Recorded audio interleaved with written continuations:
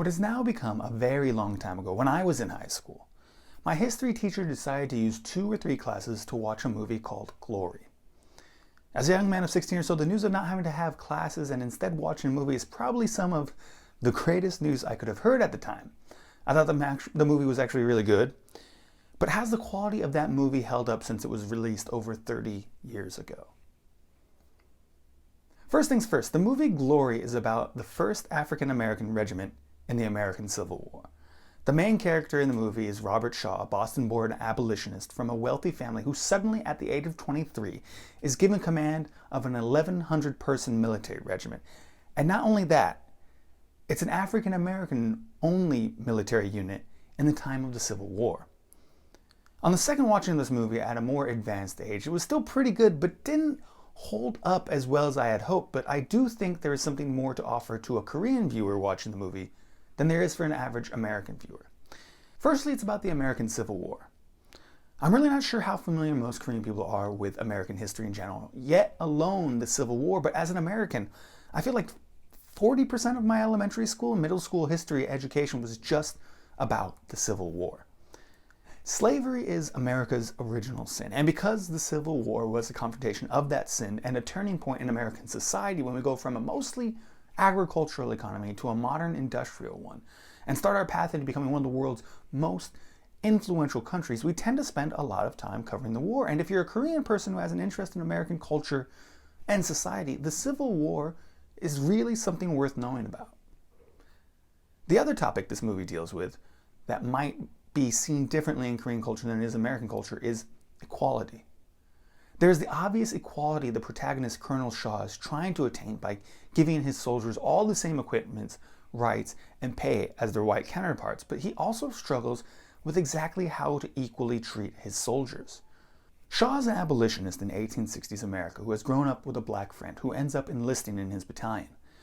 But his friend of his is generally less prepared than the other African Americans, many of whom were slaves and were very accustomed to the tough living, as they more than likely came from harsher backgrounds than any military camp.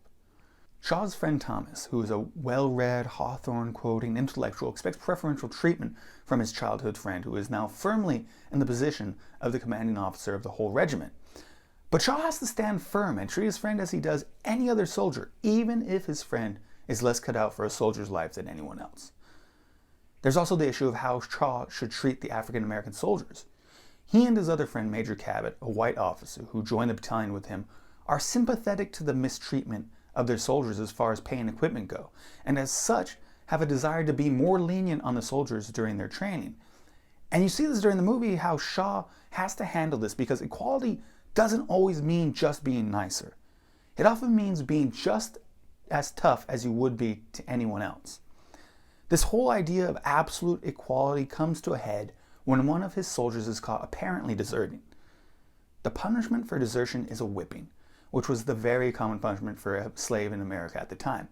Shaw and his friend Major Cabot are very averse to the symbolism of a black man fighting against slavery being punished in exactly the same way as a slave would be punished.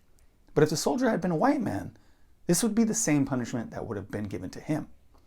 Cabot reprimands Shaw by mocking him in a way to make him seem just as bad as the plantation-owning slavers of the South, but in the end, in an attempt to treat the black soldiers just as he would a white one, Shaw goes through with the whipping.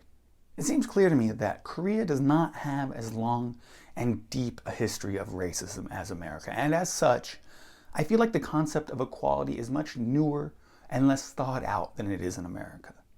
There's a lot of clashing over sexism in America and about what equality is and how to achieve it, but it seems to me that the clash between modern men and women in Korea is even deeper and in some ways more aggressive. And I think at least part of that is due to how quickly the gender inequalities have been addressed in Korea. It's one thing for me or someone else to sit here and try to lecture you on what equality is or how it should be attained, but it is quite another thing to see it play out through a narrative as it does in the movie Glory. And as such, I think it might be even more informative for your average Korean viewer than it would be for an American. Now, although the story is good, and I think the movie is overall pretty good, it's not without its flaws. The first flaw being the sappy, dramatic music. Whenever an emotional moment happens, there's this huge orchestral crescendo which attempts to coax whatever emotion out of you, whether that be sadness, pride, or something else. And it just feels pretty forced and cheesy. When I watch a movie, I want the acting and the dialogue to be the main factors behind how I feel about a scene, not a symphony to try to heighten feelings that may not be there. To be fair, I found this kind of over-dramatization via orchestra very common for movies of the 90s, but still, it was so common and so forceful in this way that it really took something away from it. I also found the character development to be pretty lacking. There are 3 or 4 main characters, depending on how you look at it, and you don't get much character out of them. They have some minor background story, they get angry or sad, they push the plot along, but that's it. Although there is a small story of redemption in one of the characters, generally speaking, they're all good guys going through a hard time without much else going on for them character-wise. Overall, I give this movie a 7 out of 10 because it is pretty good and probably worth watching and generally well put together, but the cheesiness and lack of characters does not make it a must-watch as far as movies go. If you're a Korean person who wants to see a pretty good historical movie about the American Civil War, and I should mention that this is based on a true story, this movie is probably worth a watch for you, but there are definitely other movies that might be more worth your time.